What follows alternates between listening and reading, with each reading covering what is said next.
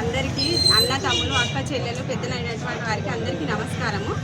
నా పేరు కొండ రజిత సత్యనారాయణ. కాంగ్రెస్ పార్టీ చేతి గుర్తు తరఫున పోటీ చేస్తున్నాను.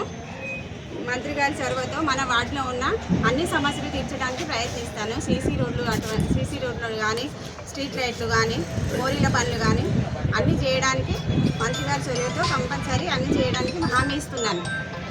చేతి గుర్తుకే మన ఓటు వేసి నన్ను అధిక మెజారిటీతో గెలిపించగలరని ప్రార్థిస్తున్నాను. మూడో వార్డుకు మేమంతా ఏకతుర్తి నుంచి ఒక బీసీ సభ్యుడిగా, ఒక మార్కెట్ చైర్మన్గా, ఇద్దరు సర్పంచ్లను ఇక్కడ ఇన్ఛార్జ్ చేయడం జరిగింది. మరి ఇక్కడి లోకల్ నాయకుల సహకారంతో, మాజీ కౌన్సిలర్ సహకారం తీసుకొని, అందరినీ పెద్దల వాడలలో ఉన్న పెద్దల సహకారం తీసుకొని ముందుకు పోతా ఉన్నాం. ఇక్కడ గత 2 సంవత్సరాల నుంచి 70 సంవత్సరాల తర్వాత ఈ నియోజకవర్గానికి మంత్రి అయినాక మరి హుస్నాబాద్ పట్టణం చాలామంది పెద్ద మనుషులు అడిగినాం. చాలా డెవలప్మెంట్ జరుగుతూ ఉన్నది.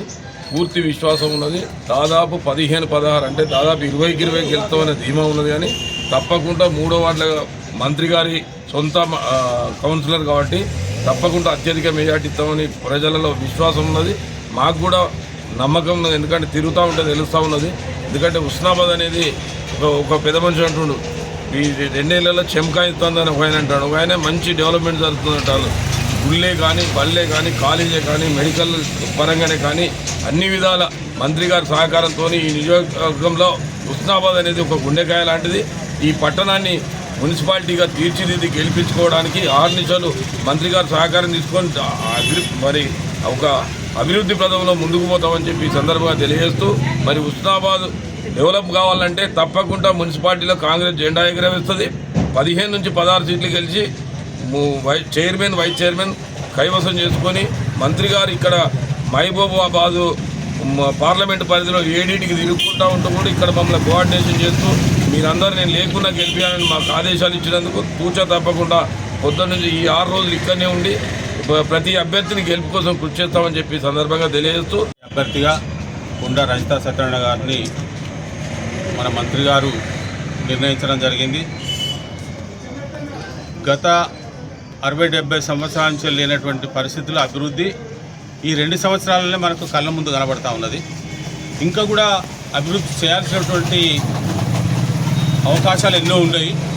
మరి ఆ అభివృద్ధిని మనం ముందంజగా పోవాలనుకునేది ఉంటే మున్సిపాలిటీ నుండి 20 వార్డులు కాంగ్రెస్ పార్టీకి అభ్యర్థులను గెలిపించేది ఉంటే ఇంకా మనం అభివృద్ధి పథంలో పోవడానికి అవకాశం ఉన్నది. ప్రజలందరికీ నేను విజ్ఞప్తి చేసేది, ప్రత్యేకంగా 3వ వార్డుకి విజ్ఞప్తి చేసేదంటే చేతి గుర్తుకు వేసేసి, వాళ్ళ అమూల్యమైనటువంటి చేతి గుర్తుకు వేసేసి కాంగ్రెస్ పార్టీని అధిక మెజార్టీతో గెలిపించాలని చెప్పి కోరుతున్నా. మంత్రి గారు ఈ వార్డులనే వారు ఓటరు కాబట్టి వారిలో కూడా ఒక 40 ఓట్ల దాకా ఉన్నాయి.